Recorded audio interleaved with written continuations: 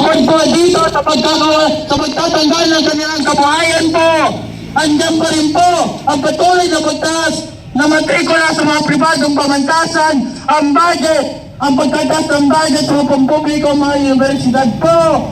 At ang patuloy po na pagtaas ng presyo ng mga bilihin po, maging pagkain, upa, kuryente, internet, at ano pa po mga kinakailangan ng isang kabatang estudyante at isang pamilya na mabuhay po. At dahil nga po sa ganitong kalagayan po, mga kababayan, nakita po natin muli na nandito ang piston upang magkaroon po ng picket sa tapat po ng LTFRB at para po sa pagbibigay po ng mga registration po, hinggil po sa pagbabalik ng 5 taong prangkisa at sa mass withdrawal po ng mga super at operator. Kaya po para sa sunod na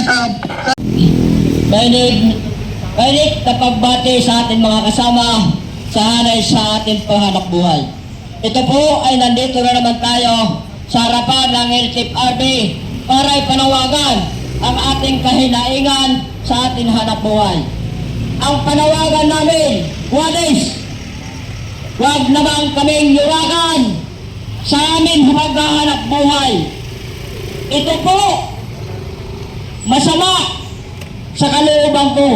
Dahil bilang operator, ito po ay walang katugunan ang mga patakaran ng ating gobyerno kundi yurakan sa mga bahamag, mukhang pera,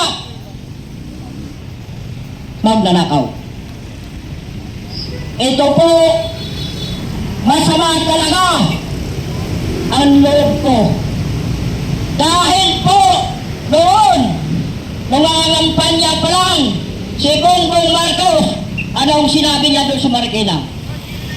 Sa hanay ng transportasyon, ang inyong mga jeep, ayusin lang.